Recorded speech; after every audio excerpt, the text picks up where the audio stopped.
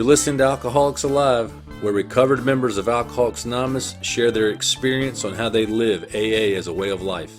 None of our participants get paid or speak for AA.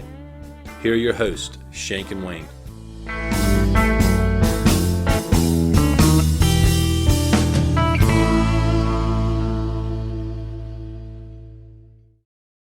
Shank, we made it to season 4. Can't believe it. Can't believe that. We still have people listening, which is amazing. It's pretty impressive. That is pretty impressive. Hey, welcome everyone. We are excited to have you on today. We're excited to kick off episode 1 of season 4. So this season we are using statements out of the 9th step promises out of the book Alcoholics Anonymous on page 83 and 84. So we're basically taking those sentences and turning them into episode titles and episode topics. So we're excited to do that this year. There'll be 12 episodes, actually 13 episodes on that. And we will be, we'll talk more about it a little later, but we're going to be doing the battle of the books. So we're going to actually have the book Alcoholics Anonymous compete against the 12 by 12. Battle. The battle. Shank will talk a little bit more about that as we get later into the episode. But we're excited to have our guest on today. He's one of our favorite guys. His name is Aloha Bill. Aloha, how are you today? Aloha. I'm doing well. Good to be on. Thanks. Yep. Tell us a little bit about yourself. Well, I'm not a spring chicken. Let's put it this way. I'm pushing. I'm pushing 80, and so I'm an old rooster. But I was thinking my first experience or even heard about Alcoholics Anonymous was when I was in college. My nickname was Keg. That could tell you a little bit about me. And one of my professors pulled me aside after class, and he asked if I wanted to go to an Alcoholics Anonymous meeting with him. And I thought, this is really stupid. This is a hotel accounting class. Why is he asking me to do that? And so I declined.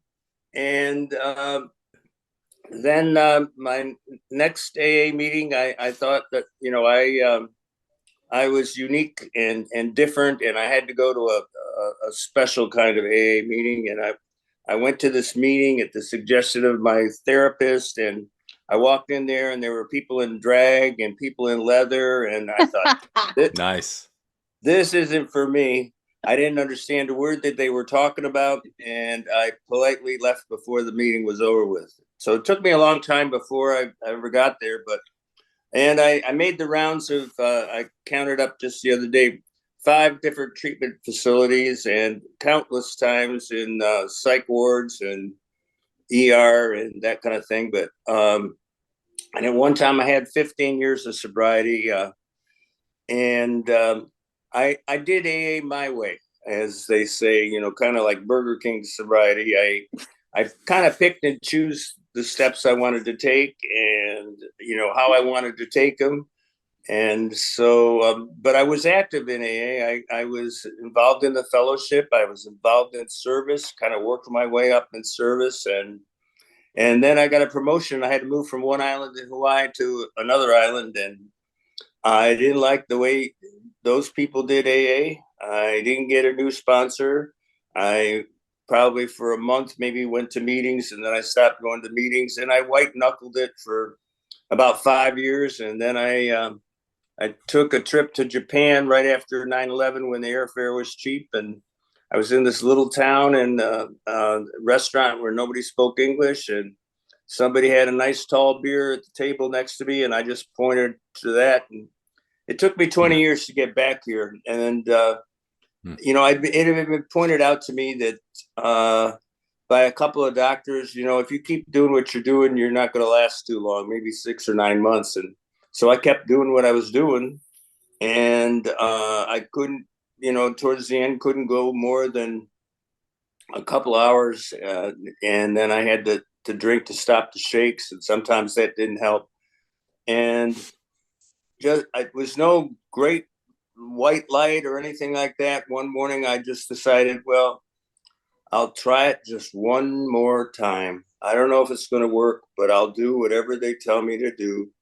I put myself into detox and followed the instructions, and I've been here since June 1st, 2022, just doing what you guys are telling me to do and what the big book tells me to do and what A's telling me to do. And my life is a whole lot different than it ever was before, in a much better way. Not saying that stuff doesn't happen, but that's kind of the where I'm at right now. And I'm loving the fellowship. I'm loving sobriety, and my life is a lot better than it's been in many, many years. And that's about it. The short version for me. Well, it's awesome to have you on. I learned something new there. I've never heard the term Burger King sobriety, but I like that. Yeah, have it your way, huh? Right. Mm-hmm. Yeah, yeah. And you may have a new nickname this week, Keg. I don't. I know you may have said that, but I don't think I ever really caught on to that. So No, that was my fraternity nickname. I have a mug Keg. still. Get on. All right. Well, we'll keep calling you Aloha for now. Shank, what's the topic? All right. Our topic today is halfway through. I think as Jay Wayne said at the top of the episode here, we are going through the 9-step promises this season.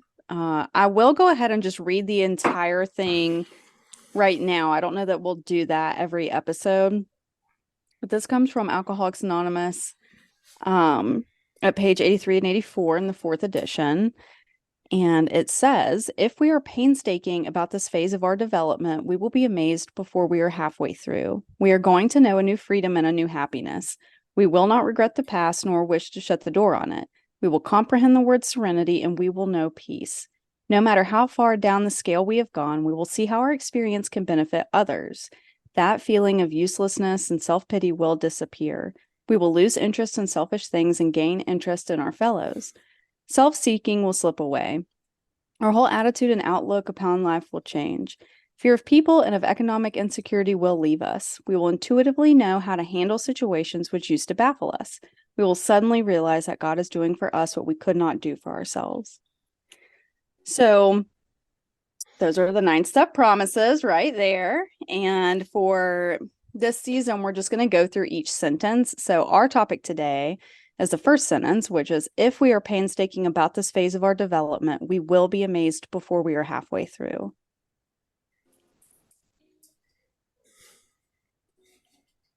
What do you think, Jay Wayne? Well, I think that I learned something new just a little while ago when we were preparing for the episode, and it was the term painstaking. I actually just assumed that meant arduous and like trudging and painful. But Shank looked it up, and it actually doesn't mean that. It means like being very careful or thorough or diligent, paying attention to stuff, faithful, attentive. Yeah. So I thought that was interesting that I didn't know that, but I guess if you listen to season 3, that shouldn't surprise anybody. If you have been sponsored by Jay Wayne, please send us an email and he will make amends. Yep. For not knowing. And I like the term phase of our development. So, I mean, I think I've always looked at that we're being kind of developed spiritually, and that the 9th step is just a part of that process of being developed spiritually. So, and I know my own personal experiences that I guess the question would be, amazed before we're halfway through what? I mean, that's a question. Yes. Aloha, what do you think about that question? Well, I don't know whether amazing is necessarily, it's maybe, to me, it would be like we become aware of the changes. Not necessarily. I didn't experience any amazing things. It was, just kind of progressive. So, and initially I was going to say, when I first heard that, in meetings when they read the promises, I was thinking they were talking about all 12 steps, that amaze Yes. halfway through the steps, Same. not necessarily step 9 until I really got to step 9. Right. Well, so, I can definitely say when I was new, I went to several different meetings, and maybe you all have this experience too. And sometimes the promises would just be read. Like there are some meetings where they read the promises at the beginning or the end of meetings. And there was this meeting where they chanted the steps that I really did not enjoy going to, mostly because I did not know the steps to chant them. And I just like felt weird about it. And I'm like, oh, this is a cult. But anyway, and one time I read the promises, I'm pretty sure it was at that meeting, and I was like, dang, where is this in the book? Like, what are the 9-step promises? This is crazy. Like, is all of this really going to happen? And it was not until, several years into my sobriety where maybe I was told this before, but they were like, oh, yeah, this is halfway through your amends. Like, 9 is not half of 12. And I was like, wow. Right. Wow, that's so cool. So I can definitely relate to that, Bill. I did not know that that's what that was talking about. Yeah. Well, and the interesting thing is that a lot of the groups that read the promises, they don't tell you it's the 9th-step promises. Yeah. They just kind of introduce them as, hey, here are the promises. And then they're read. Exactly. I mean, I guess yeah. I guess it's done to give people hope and give them something to think about. But I know when I was new, if they were read, I wouldn't have had a clue what they were. I was in such a fog. I know that Okay, the word. so this is talking about being halfway through our amends, correct? I think that's the way I understand it. Aloha. Yeah, once I got over the fact that it was not halfway through the steps, it to me it's halfway through making your amends. Yeah. Yeah. Okay, so being halfway through the amends, how long is that supposed to take? Listen, all it says is if we're painstaking about this phase of our development, like how long is that phase supposed to last? It lasts forever. I mean, we're continually making amends, or with me making amends, I have my 8th step, and coming up with a list of people that I need to make amends to. There's a lot of them on there that I have no way how to contact them, or some of them are dead. I mean, so it's I don't think that you ever stop making amends. Yeah. Yeah. I guess if you're going to get real technical, I mean, do you look at your list, and then let's say you got 50 names or 50 things on the list? Do you check them off, and then when you get to 20, when you get done with 25, then you're like magically amazed? Listen, I can't be 100% on this, but I could see myself like the first, I don't know, Yes. few years of my sobriety, like really doing that and telling my sponsees or women that I'm helping, like, okay, you have 20 amends. So when you get at 10, let's take a look and see if you're amazed, which is astonished and dumbfounded and stunned and shocked. Are you shocked now that you're halfway through? Yes. Yeah. I Because could have I was a seen a little time where dramatic. I'd have done that. Yeah. I'll tell you though, I think my experience, as we've been sitting here talking, when I do think the term amazing is kind of overused nowadays, just in general. Everything's amazing. Oh, that was amazing. Well, Kind was of it like really? awesome. Awesome. Mhm. Yeah, I'm guilty. But I mean, when I got sober, I mean, I had just this dark outlook on life, and I really thought that people were out to get me, and I really thought that people had wronged me, and that, I was so selfish, self-centered, and self-conscious that I just thought everybody was just like, thinking about me, and nobody wanted anything good for me. And when I took the steps, uh, particularly the first 7 steps, I started to have a little shift in attitude. But when I made a few just amends early on, I mean, I knew that people were going to, not accept it. I knew that they were going to tell me how bad of a person I was. And I did have the experience, because when I actually told the truth to somebody, they were actually willing to help me. And I realized that all these people really wanted the best for me, that all these people really had not done a whole lot to hurt me, that I had made those decisions. And I started to view people and life differently, and started to, I mean, I guess amazing could be the right word. But it was certainly, I had a different outlook on life, and I certainly uh, realized that the world wasn't as dark as I thought it was, and that most people actually do want good for you. So I certainly did have that experience. Aloha, tell us about a powerful experience you've had with an amends.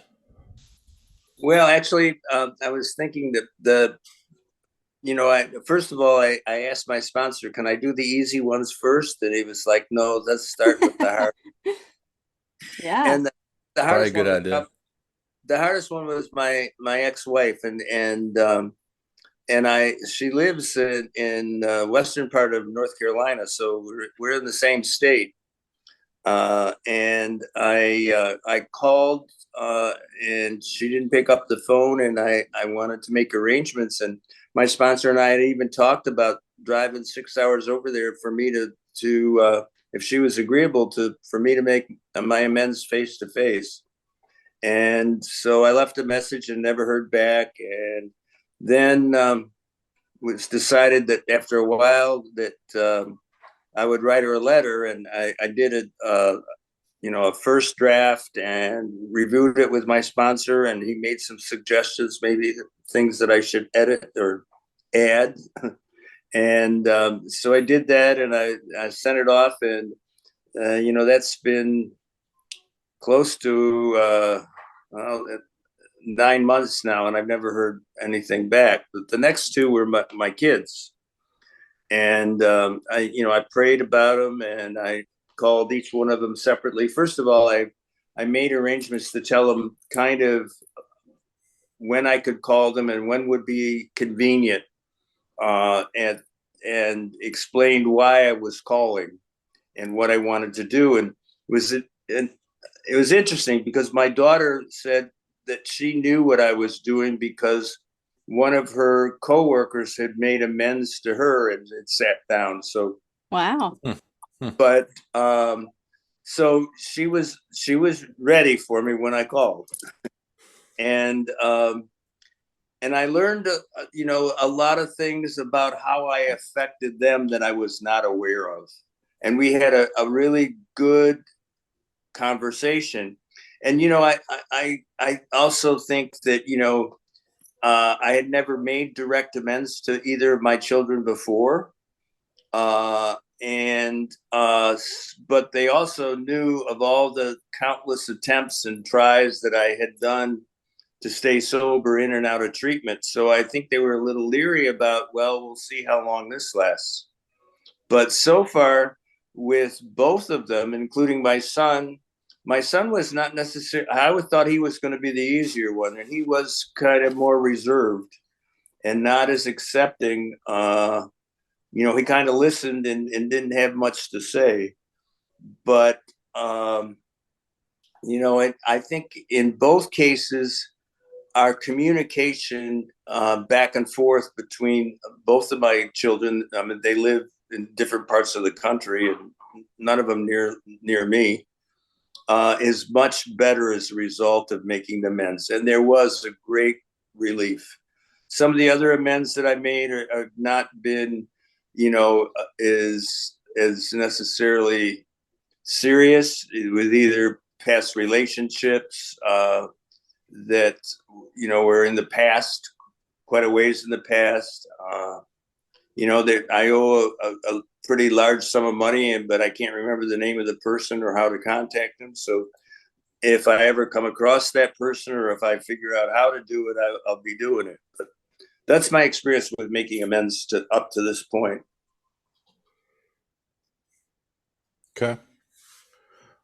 Well, Shank, you know what? I think we'd leave it right there with Aloha. Yeah. That's I pretty really like powerful. that. About amends that you can't get a hold of people. So, like your ex-wife, and you just carry on because they're Working on it. Let's move on to the Battle of the Books. All right, Battle of the Books. Let's get ready to rumble!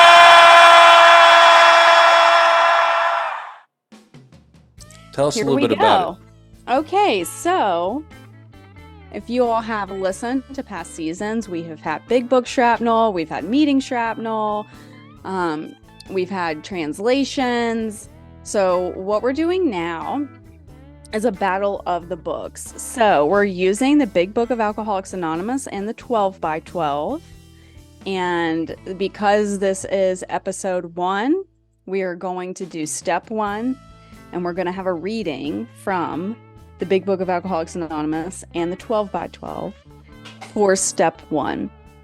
Okay, so what we're going to do is we're just going to vote which one we either like better, relate to, think sounds better, to each their own on that. And whichever book gets 2 out of 3 is the one we're keeping for that step. For that step, okay. Another question would be, can you actually take the step with that statement? Yes, that's a great question that we can add on to that. It's a great question. All right. What do we got? Okay, so this is round 1, Aloha. And we have step 1.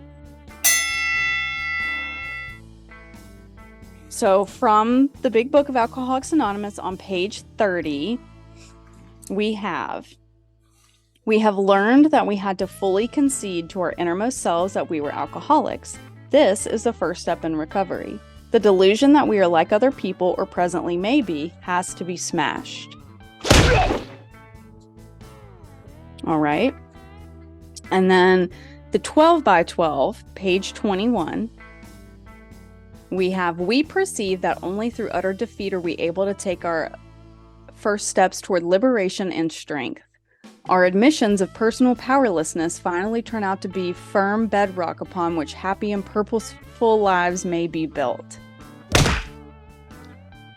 It's a mouthful. Oh. All right, so what do y'all think? Do y'all have questions, comments? I can give you just a little bit of history since this is the first Battle of the Books. We have the Big Book of Alcoholics Anonymous, 1939. We have the 12 by 12, 1953. Okay. All right, so historically, I think the Big Book had more input from several people, Right. edits and such. The 12 by 12 were essays that were written by Bill Wilson to expand on, from my understanding, what had been already discussed in the Big Book. Okay. So it's the old timer, that's the Big Book, against the young one, the 12 by 12. There you go. Aloha, what do you think about these two comments, these two statements? Well, in first reading of both of them, it doesn't really, it talks about the alcoholism, but it doesn't really specifically talk about unmanageability, which is the second part of the first step. Right. So that's a question that comes to my mind. I'm probably a firm believer that, if it's working, don't mess with it. I mean, it's okay to expand upon it, and that's kind of what the way I appear, it seems like in the 12 by 12. But I just like the succinctness of the, in the Big Book, in the way it was just plainly put out there, and it doesn't expand. Yeah. Yeah, the so the reading in the 12 by 12. If you're out there, we know that's not the real name of the book, but that's what we're calling it, 12 by 12. The wording on it is a little flowery to me, I guess would be a way to put it. And as a 22-year-old newcomer, I don't know that I would have understood first steps towards liberation.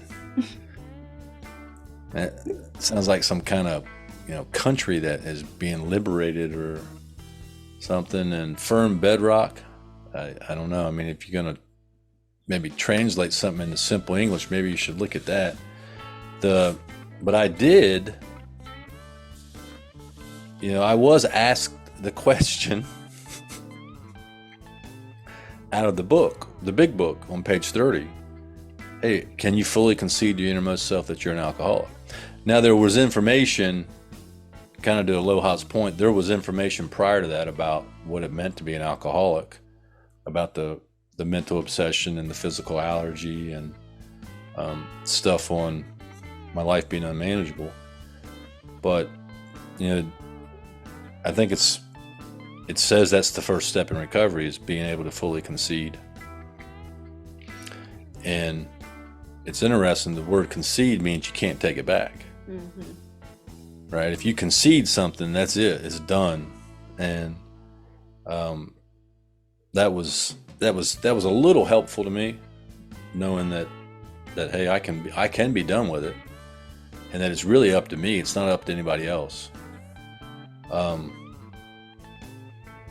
the delusion that we're like other people has to be smashed. That's that's another kind of. There's some qualifiers in the book that you don't necessarily know just by reading about it, but we'll never be able to drink successfully if we believe we're alcoholic. So I like the big book reading better than 12 by 12. Shank? Well, what I would say to counter what you just said, fully concede to our innermost selves, it does say we perceive that only through utter defeat. So I think it can be said that those two things are fairly similar. They are. Utter defeat might even be easier to understand than concede. Maybe. I think so.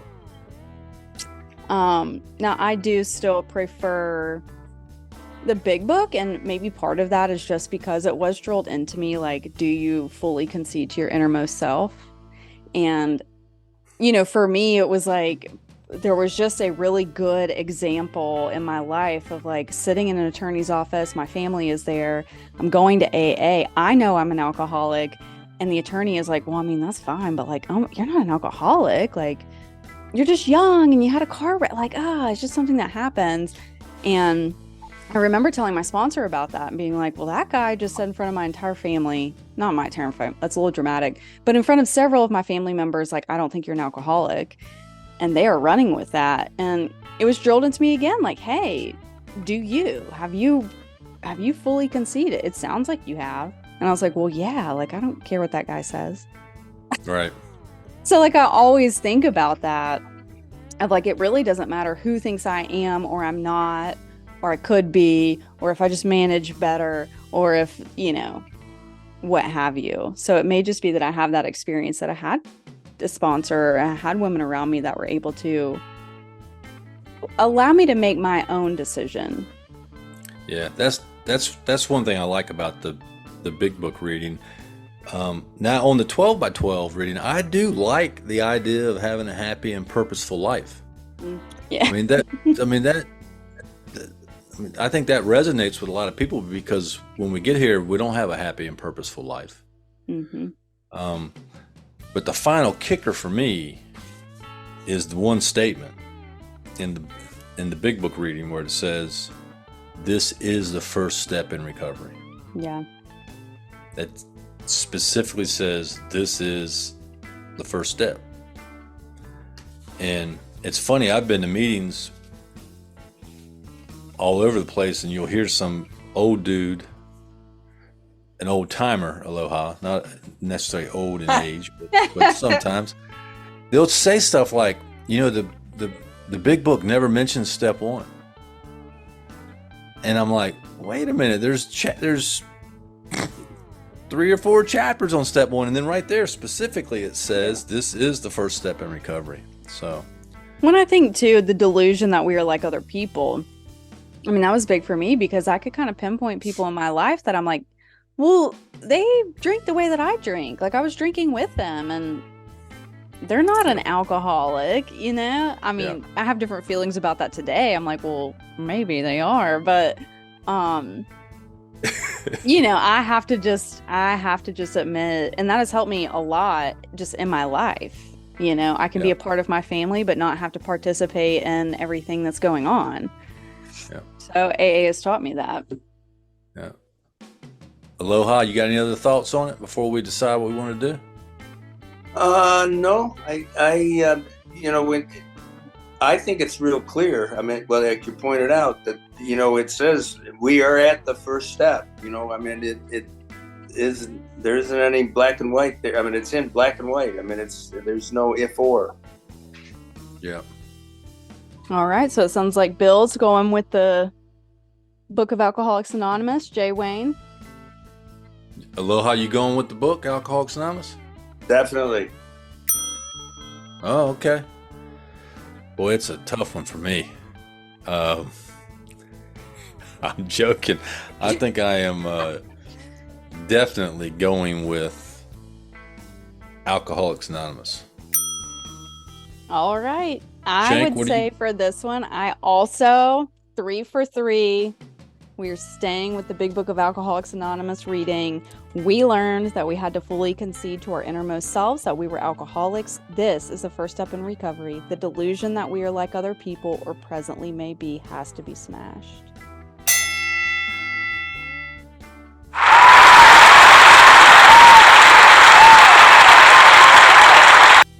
All right. There you have it. There you have it. Round 1 is over, and the book Alcoholics Anonymous is the winner of round 1. Love it. Yeah.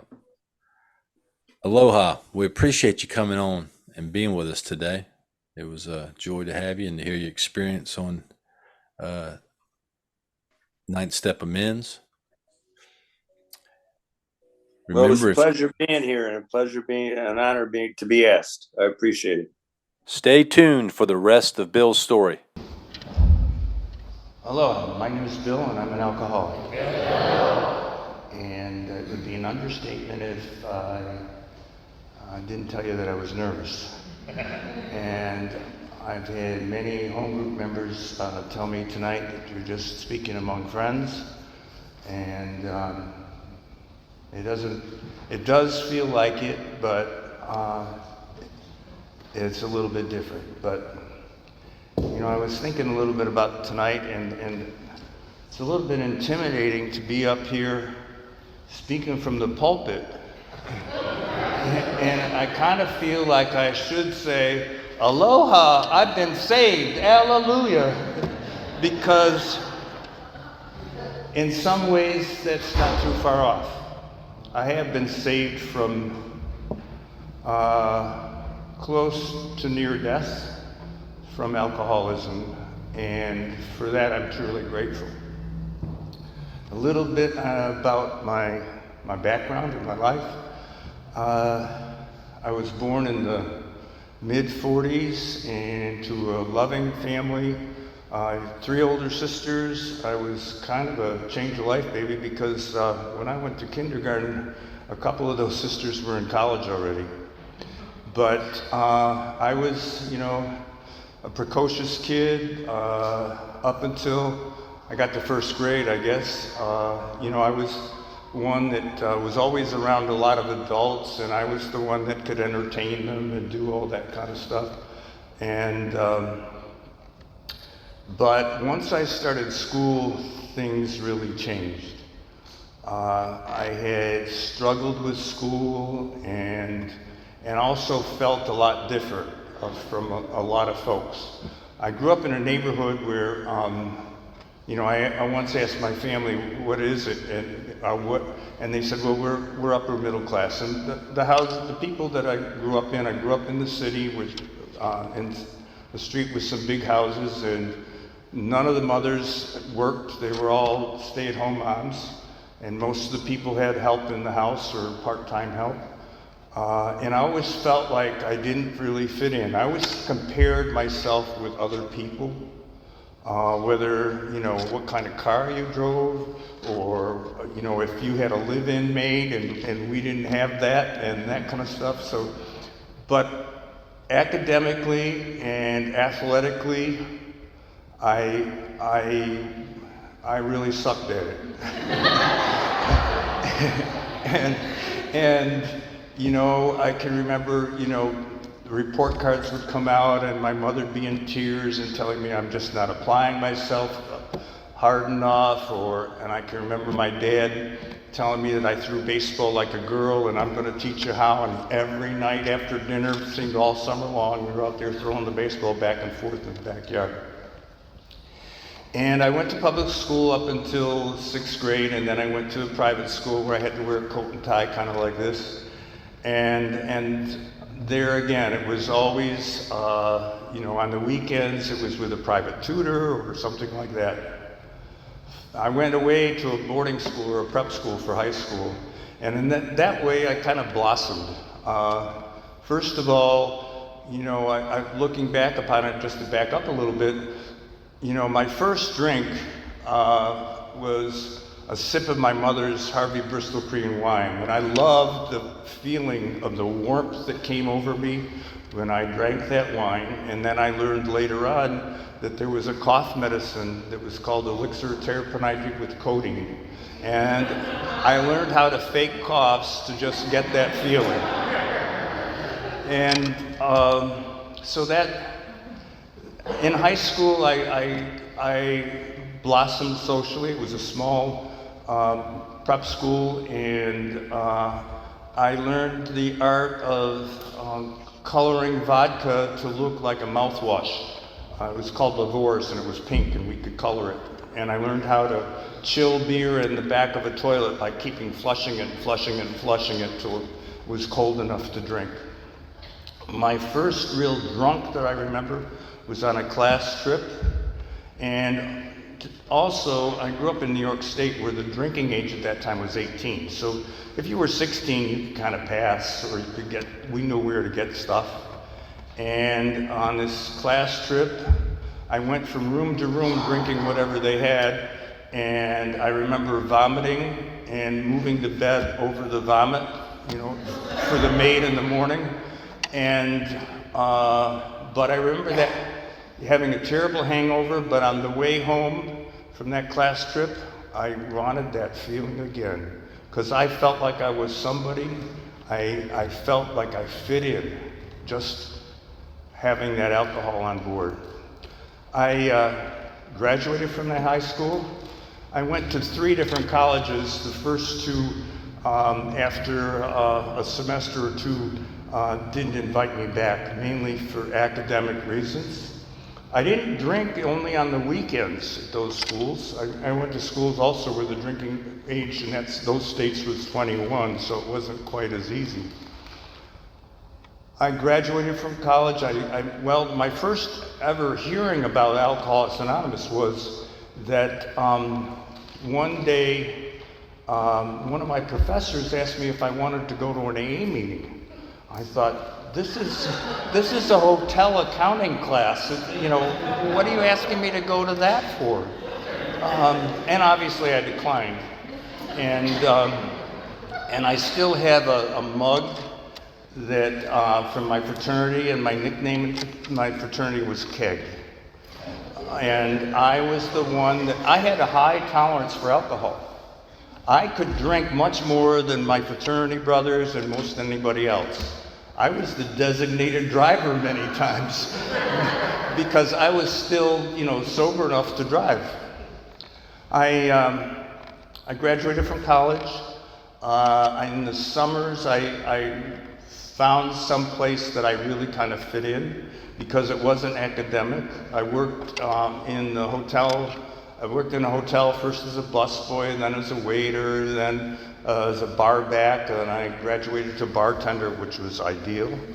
I worked as a desk clerk, so I decided that I wanted to go into hotel administration. I went to a college that was unaccredited, that I didn't know anybody that got asked to leave for academics as long as you paid your tuition. And I graduated from that school, and I did get a job in the hotel industry.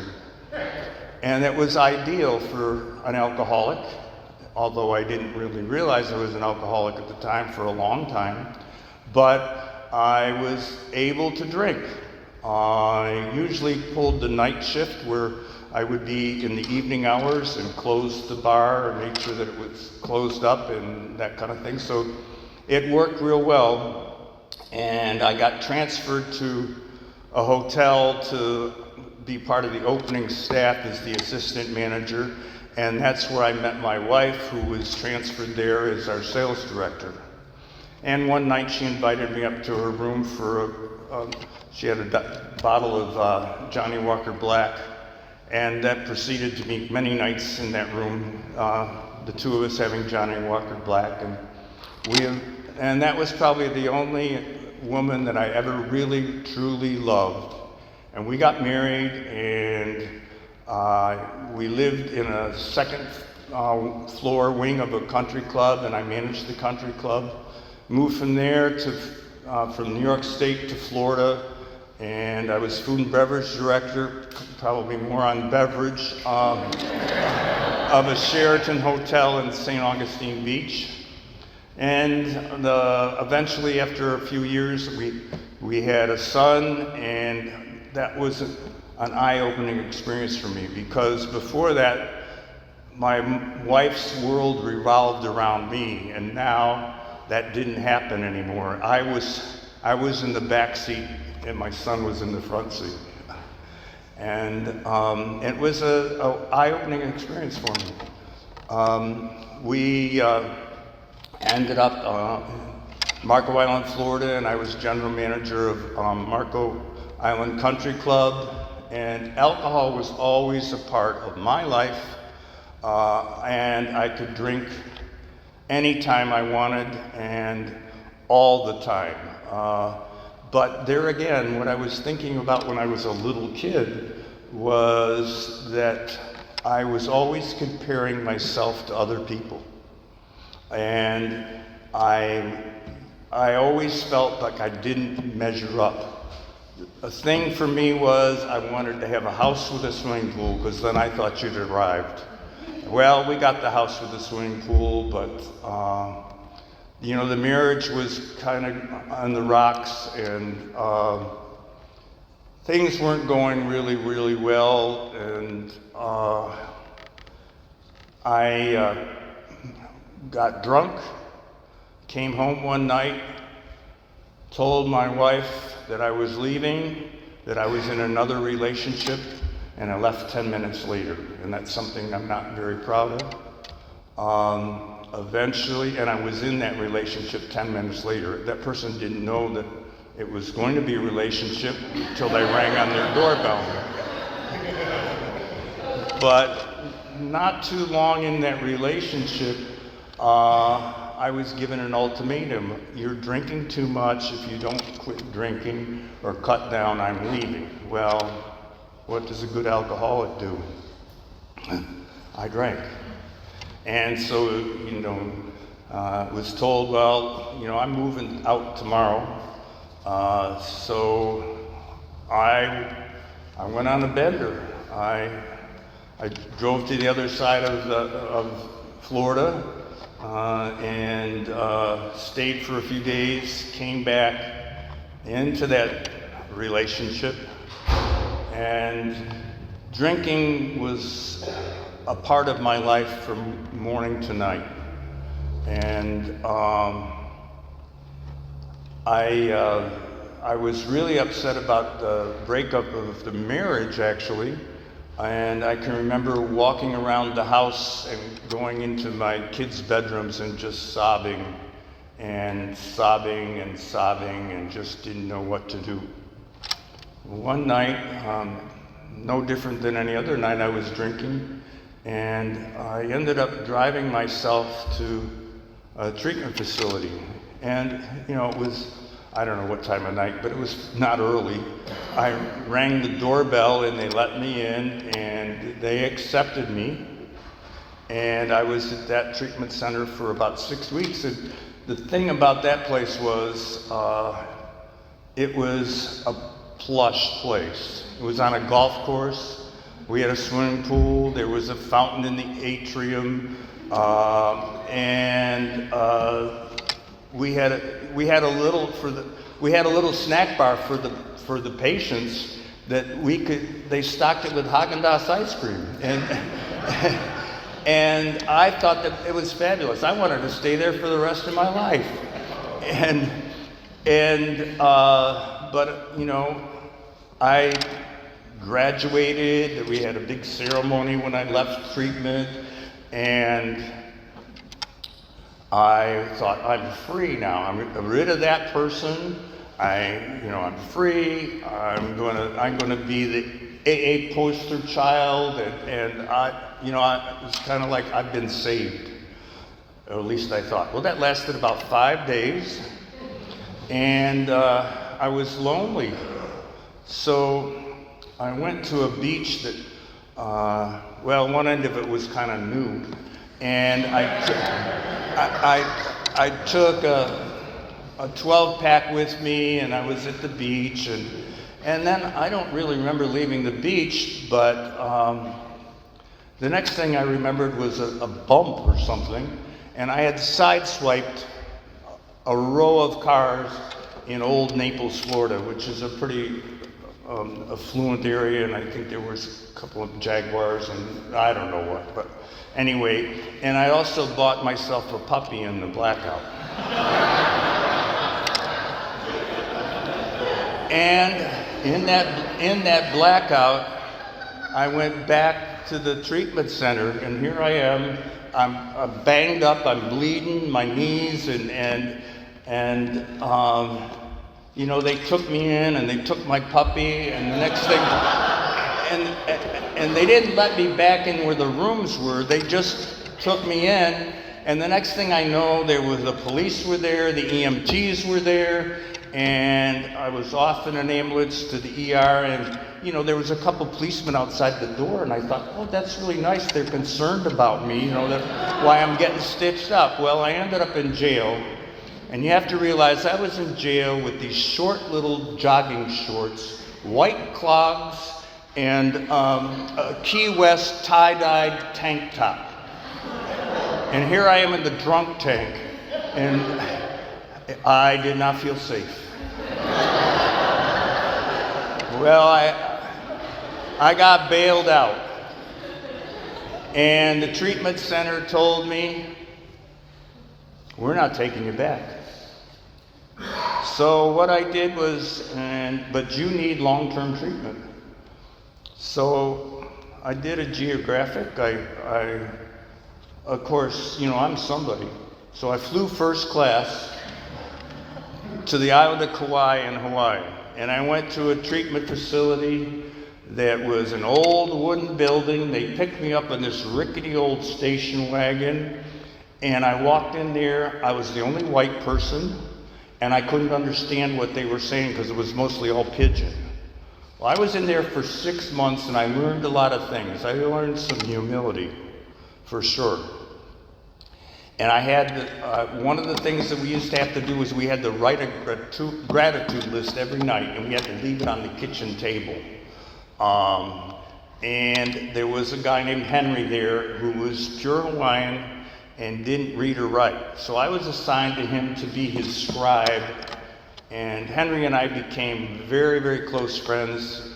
And up until the day he died many years ago, we were close friends. I was friends with his family, and I learned a lot from him about humility and about the Hawaiian way of living and thinking, and it was a wonderful experience for me. I was in that treatment facility for 6 months, and they used to take us to meetings every night, but to go to a meeting every night, you had to go one side of the island one on Monday night, the other side of the island on Tuesday. Then you went to where the hometown was, or where the county seat was on Wednesday, and that's the way it was. And you knew everybody at every meeting. I met somebody there at an AA meeting, and I was getting out of treatment. I didn't know what I was going to do, and he had a buyer for his boat in Australia, and he asked me if I would finance the trip, and as a result of that, I got to sail from Honolulu to Sydney, Australia. Had never been sailing before in my life, with a straight man for 2.5 months. Some days scared shitless. I mean, some days we were like this for a week or so at a time, and you had to tie yourself into your bunk so you wouldn't fall out. We were on 2-hour shifts. As soon as I got to Sydney, Australia, I was out of there. I moved into a bed and breakfast. I attended a lot of AA meetings.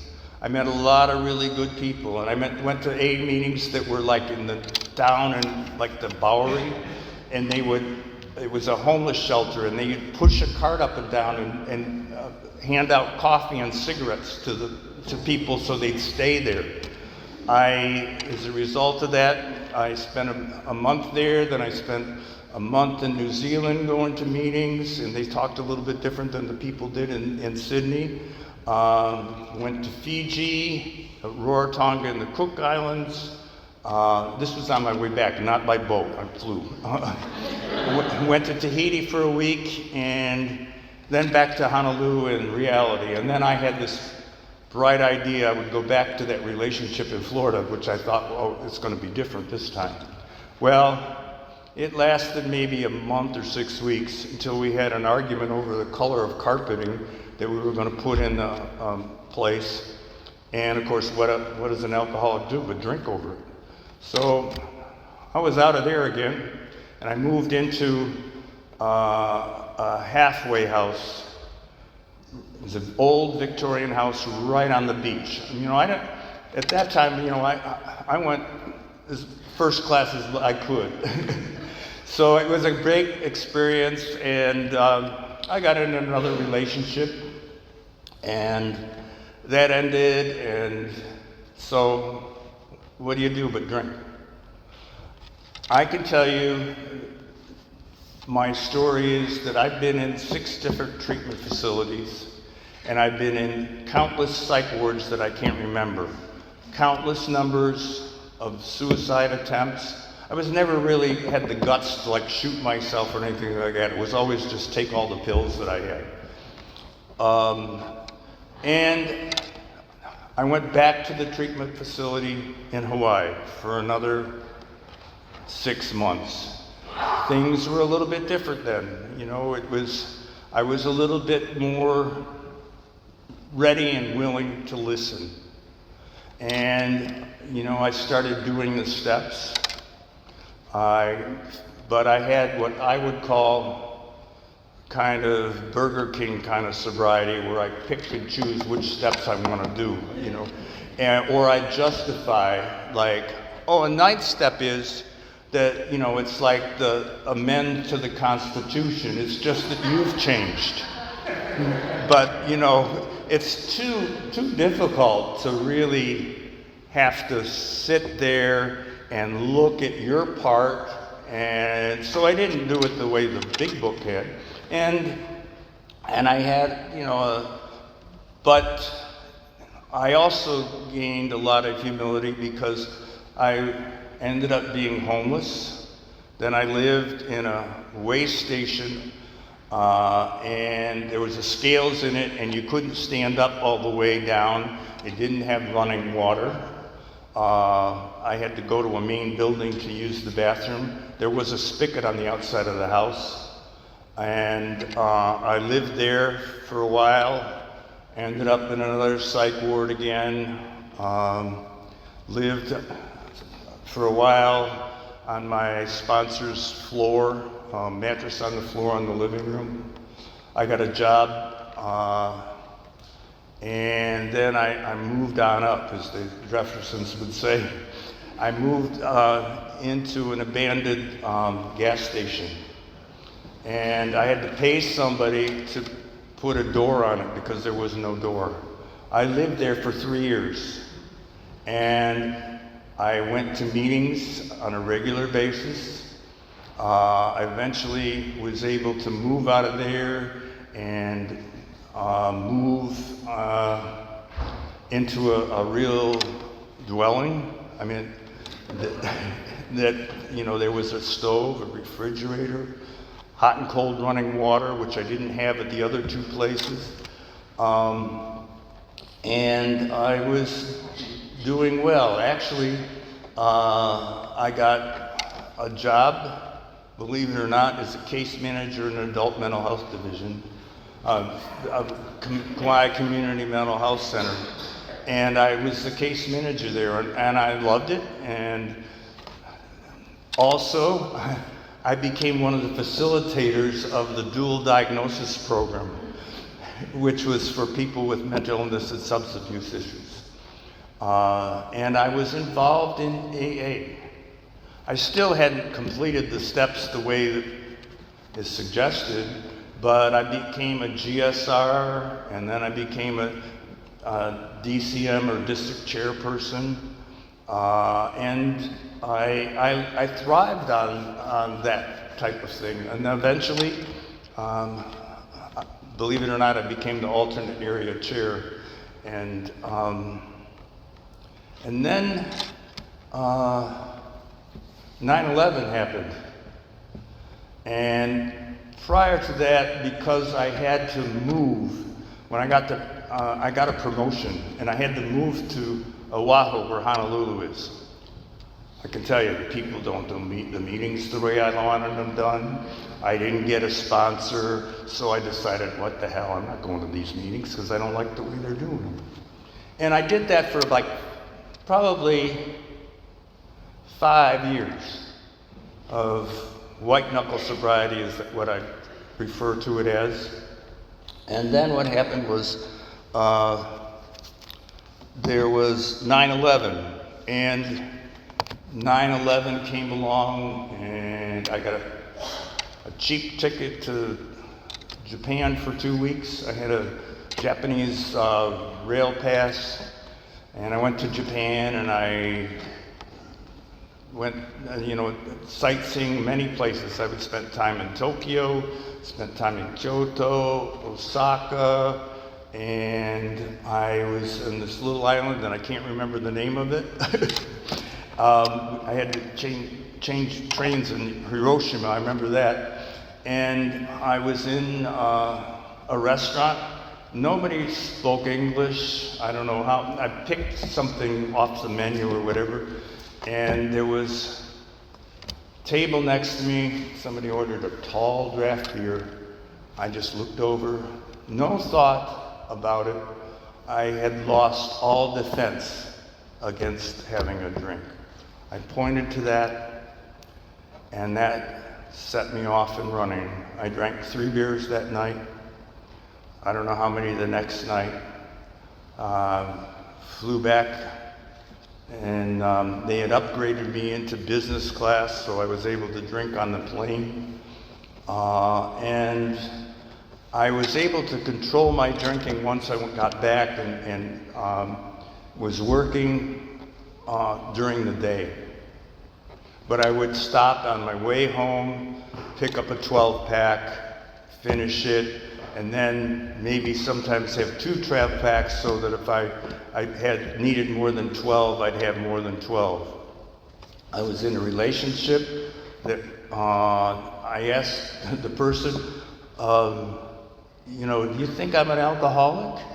Of course, I never told them about my past at all. None of these people I ever told about my past. Why would you do that? I mean, it might spoil a good thing. And so they said, no, you're probably a functioning alcoholic. And I was like, that's perfect. That's perfect, that allows me to be able to continue to drink and to live the way I want to live. Nobody was telling me I shouldn't be drinking like it had happened in other relationships or other situations. It wasn't like AA was on my neck, because the AA police didn't even know where I was. I mean, they didn't know that I existed in Eva Beach. And, you know, it happened where, you know, once in a while I couldn't remember what happened. But usually, you know, I made sure somebody drove me around if I knew I was going out to eat. And, you know, eating got to be more drinking than eating most of the time. And I did that for 20 years. I had 15 years of sobriety and 15 years in the program. And many of those 15 years, life was pretty good. It wasn't perfect, but it was pretty good. But once I picked up, life was a lot different. And I retired and moved here mainly because of the cost of living after I retired. And when I moved here, I don't have a job anymore. I don't have any responsibility other than my dog and paying my mortgage. And after all, I deserve to be able to drink and do those things that, you know, I envisioned retirement. Not sitting on a golf course, but sitting at home by myself drinking. I had a couple places that I used to go, and I had a couple bar stools that I was a regular at, and people knew that I was a regular there. And then I'd have periods of time where I would say that I was going to quit. I ended up in a place in this area, I refer to it as holy hell. And I got out of there, and on my way home, filled the prescriptions that they gave me, stopped and got some beer, went home, and I forgot to tell you, you know, drugs aren't a really big part of my story, because I never smoked Pakalolo until I was 55 years old. And if you don't know what Pakalolo is, it means Paca is smoke and crazy is Lolo. Well, I've been in a lot of Lolo places, you know, that the insurance paid for. But, you know, and then I learned to do a few other things. So I went home after leaving holy hell, and had my stash and finished that, you know, just out of the psych ward. And I would have periods of time, and there's some people in this room that have seen me where I thought I was fooling them, because they'd come early in the morning in my house to walk my dog, and I'd have a cup of coffee there, but I'd have a beer in the bookcase right next to me. And towards the end, it got to, I could not go more than 2 hours without a drink. I was shaking all the time. I wasn't really eating. My idea of eating for the day was a lean cuisine, one. And it just got to the point where the last 6 months, I was in Wake Med 6 times. I was falling down and breaking heirloom furniture. I would fall down and I couldn't get up, and I'd sometimes scurry myself to my bed, and then I'd sit against the bed until I could get up again, if I could. I had a roommate that would help me up sometimes. Many times I'd come to and I'd be bleeding or that kind of thing, and it was a living hell. I had 2 physicians tell me that if I kept on doing, I wasn't going to live more than maybe 6 to 9 months. And I wasn't sure if I really wanted to live or not, because I felt like I had nothing really to live for. Maybe my dog. And I even remember asking somebody, if something happens to me, will you find my dog a good home? And that person's in this room right now. And it got to the point, it was no burning bush or aha awakening moment. I thought, okay, I'll try one more time. I don't really know if it's going to work this time. I just really didn't. So I asked somebody else in this room if they'd give me a ride to Triangle Springs.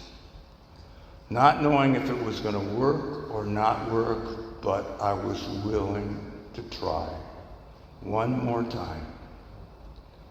And that's all it took. I went to Triangle Springs, and I had an awesome roommate who I'm so honored that he came here tonight.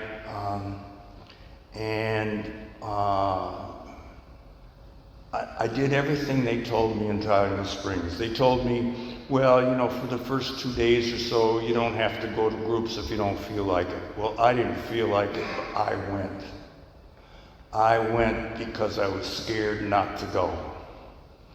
I can remember walking out of treatment and crying because I was afraid to leave.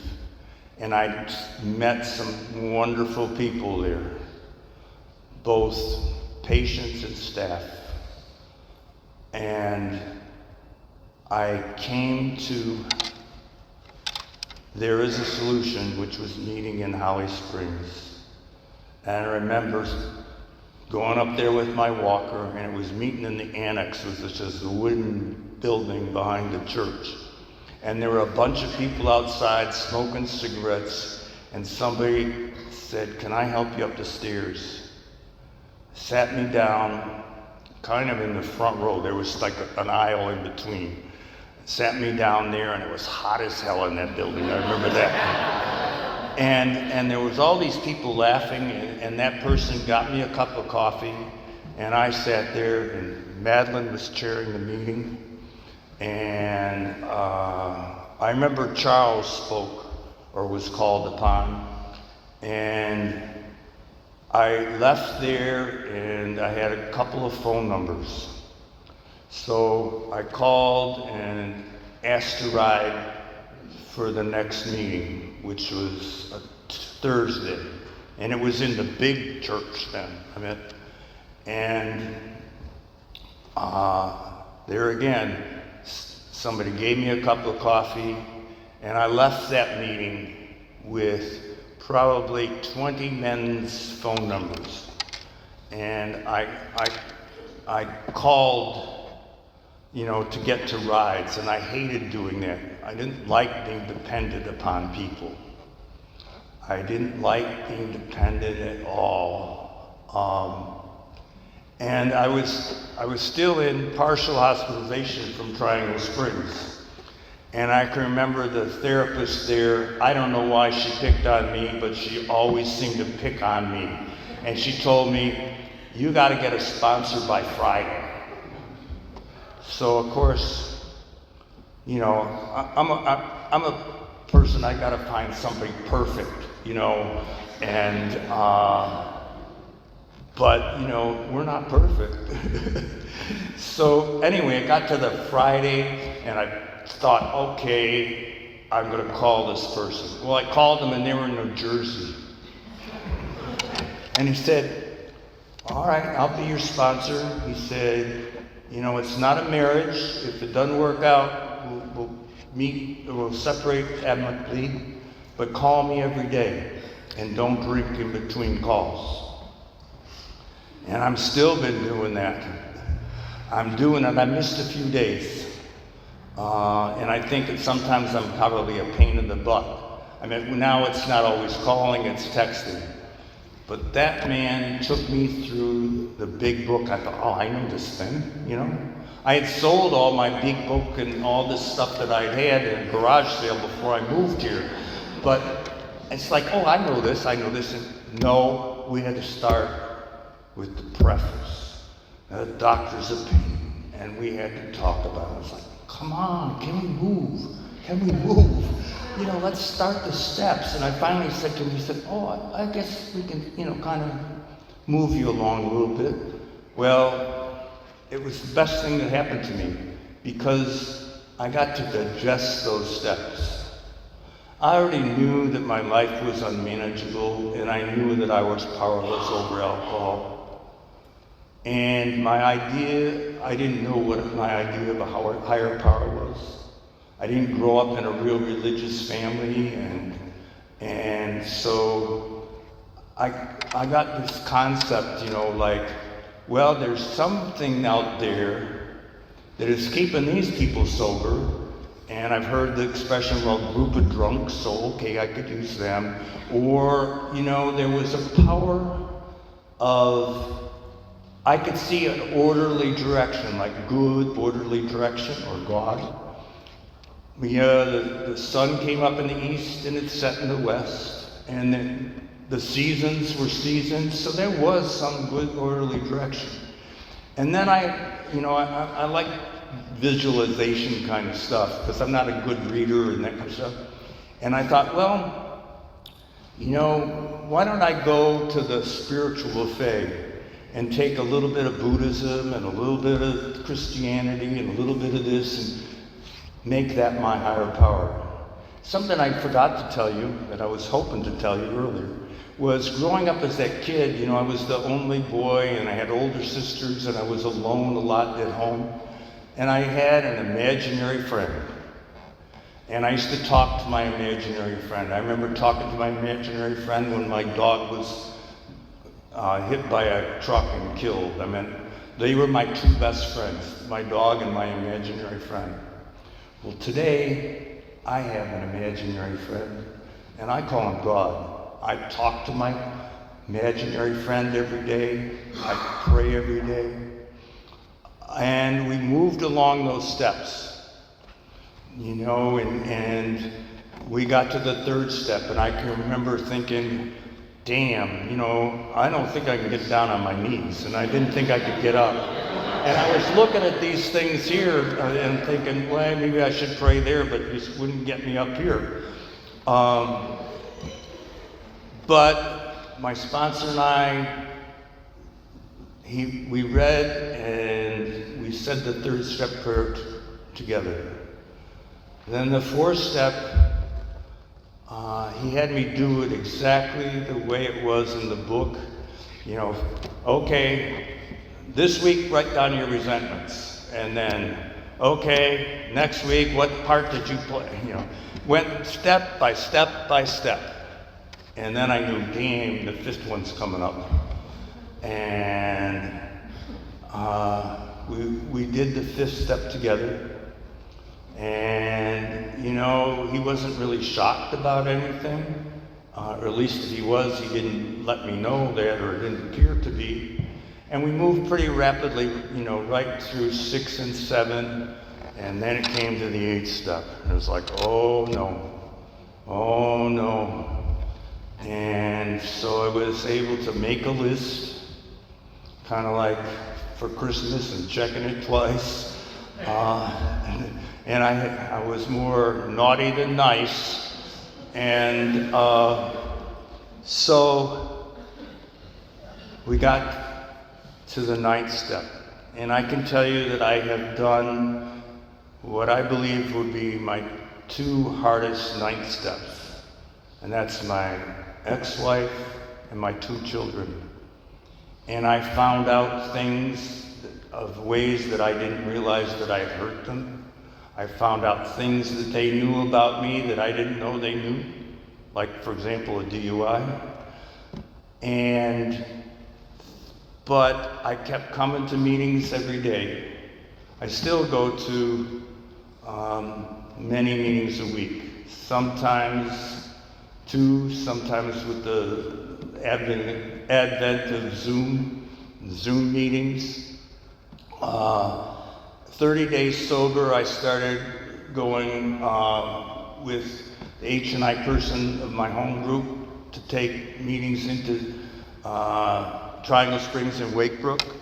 And those were some things that were really helpful for me to give back what I could.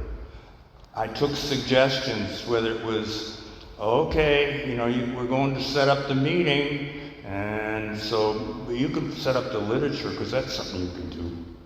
And little things like that, going to meetings and supporting other members when they speak.